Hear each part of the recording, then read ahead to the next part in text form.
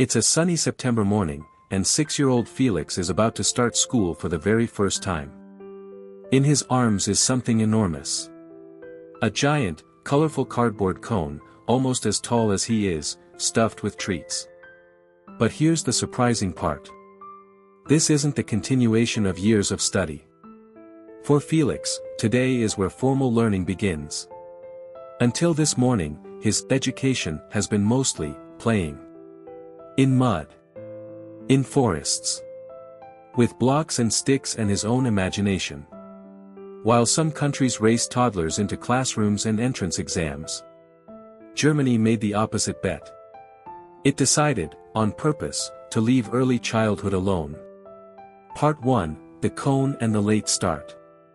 In Germany, children usually don't start primary school, the Grundschule, until they're 6 years old.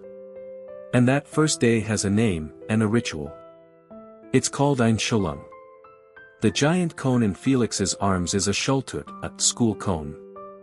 Parents and grandparents fill it with sweets, small toys, and school supplies. The tradition goes back to the early 19th century. And its message is beautifully clear. This is a big, joyful milestone, the moment you cross from the early years into school life. Think about what that quietly says. In Germany, real school is something you arrive at. Not something you're rushed into as a toddler. So the obvious question is, if Felix isn't doing worksheets at 3, what on earth has he been doing? Part 2, A Garden, Not a Classroom. The answer is hiding inside a word the whole world borrowed from German. Kindergarten.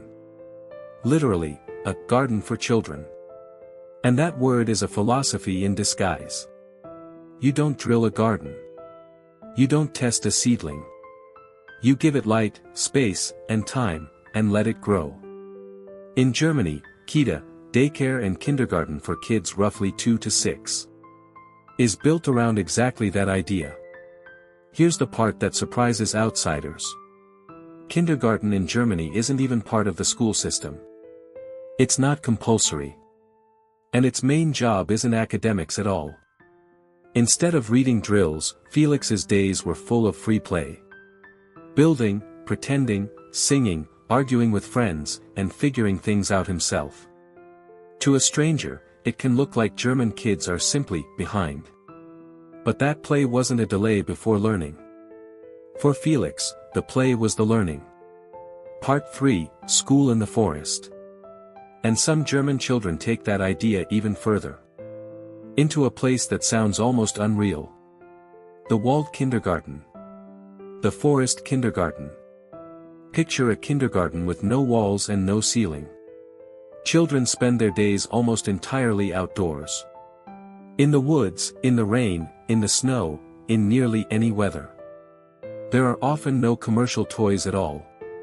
A stick becomes a sword, then a fishing rod, then a magic wand. A fallen log becomes a balance beam. The adults are there to assist, not to lead. Children climb real trees. They use real tools. They take real, careful risks. And this isn't some tiny fringe experiment. By recent counts, Germany has well over 1,000 forest kindergartens. There's a German saying that captures the whole spirit. There's no such thing as bad weather, only bad clothing. So while Felix's mud-caked boots might worry a parent elsewhere, in Germany, they're a sign that learning is going exactly to plan. Part 4, but doesn't that put them behind?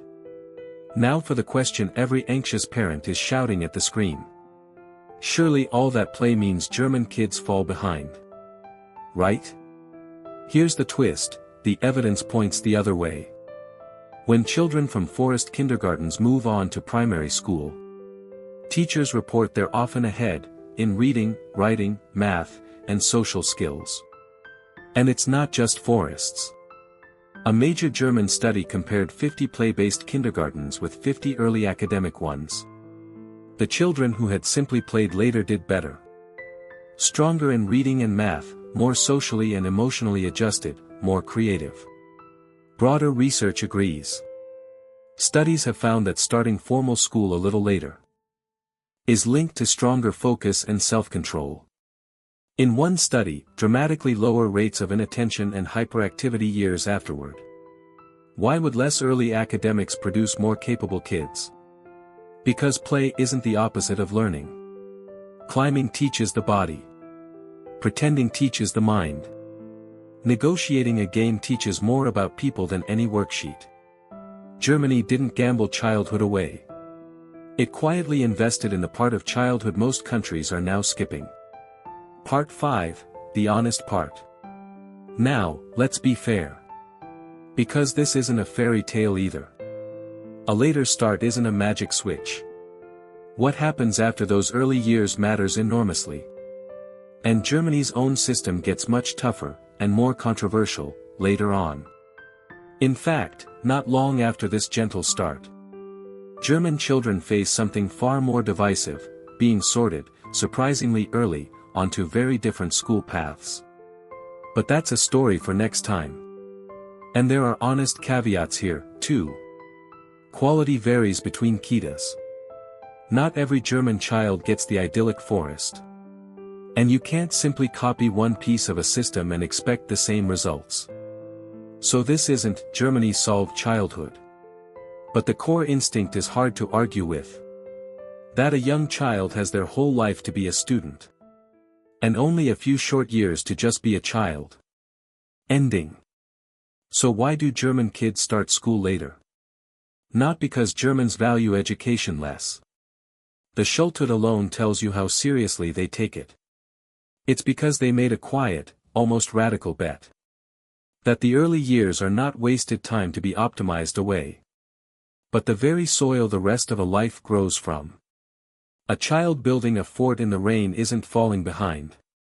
He's doing the most important work there is. Which leaves the rest of us with one gentle, unsettling question. In our rush to give children a head start, have we forgotten that childhood was never the thing slowing them down?